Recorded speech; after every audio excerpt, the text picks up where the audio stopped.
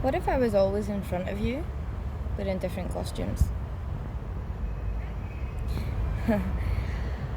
This is another video to do with presence that I wanted to share and why it's so important. I feel like a lot of the time we get so caught up or so distracted with looking over there for a person and thinking that they're not where we are. But you're always with your soul, yeah? So it's like you need to, rather than aligning with the vibration of you're not together and like they're somewhere separate to you, you've got to act from the place and that you're always together, and treating everyone that's in front of you as them or as God, as your twin, because you're always interacting with your twin as an equal and opposite to where you are in that moment. So the more that you stay present with yourself and the more that you come from that place of like treating them that they're with you rather than that they're somewhere other than where you are, the more you will see them. And like the more you also have to become present with yourself in the moment. Like they are only somewhere over there because you're not present with your them. So like if you're the masculine, if they're somewhere else from physically with you in your perception, it's because your feminine energy is not present with your masculine energy at the moment. You have to get your energies together in balance in order to see who you want to see in front of you. If you're perceiving that you're with someone else, whether it's a partner or just whoever is in close proximity to you, you may see them as a friend in that moment, but you're always interacting with your twin energy that matches you in that moment. So if you don't match you in that moment, if you're not aligned with you in that moment, then who you see is not going to be who you want to see. It's going to be the equal and opposite to who you are in that moment, if that makes sense. And this is why we need to get fully aligned with ourselves and stay fully connected with ourselves. I feel like this is where people get off track, and it's not all their fault. This is how we were programmed to like attach to someone out there that's going to complete us, but it's not the case. It's like you have to like find the missing piece within yourself and like complete your inner jigsaw before receiving the piece that you perceive to be the missing piece, if that makes sense.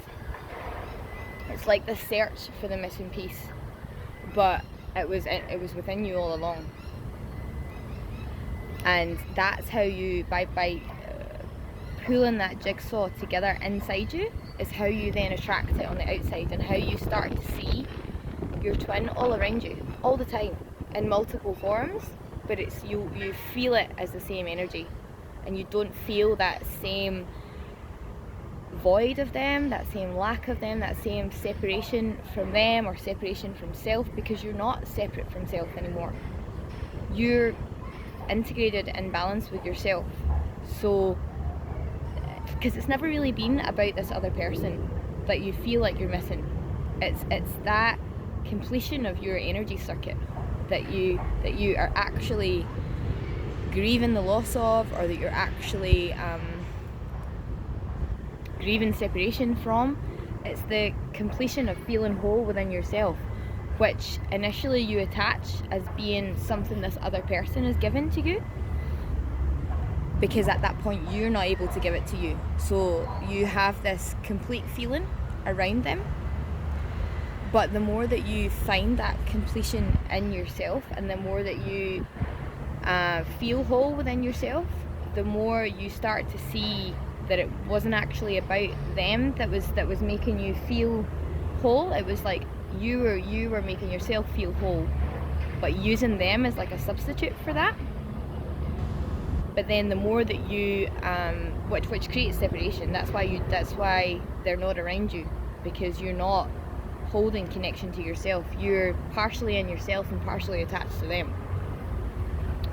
But the more that you detach from that external and reconnect with their energy in you, the more that you pull them to you, and the more that you also see that they're all around you, because you're holding that state of divine presence all the time within yourself.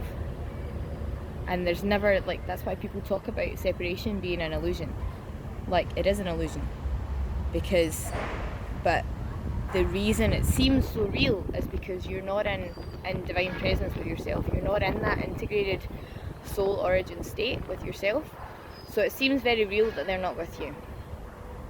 But the more you return to that place, the more you see that they've always been there, and they always are there, and there was never a separation as such.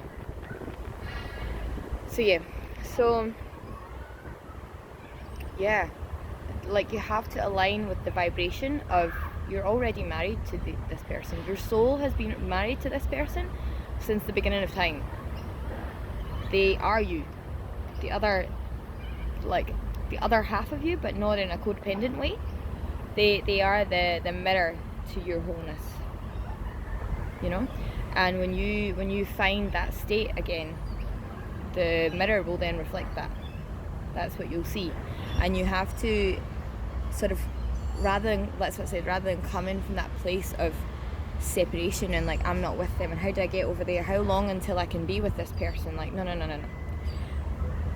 You just have to drop into yourself. However long it takes you to get fully integrated and fully aligned and fully present with yourself is how long it's going to take for this other person that you perceive not to be with you to be with you. It's not about how long in linear time it's going to take to create a relationship and all the stuff that we've been taught in 3D. It's how long is it going to take you to detach from the external and fully connect inside to yourself, and you will magnetize the thing that you want. And you have to hold that center, hold that balance, so that they stay with you, and so that you perceive them always to be with you. So that's some of my wisdom for today, and I hope you're all hanging in there, and I'll speak to you again soon.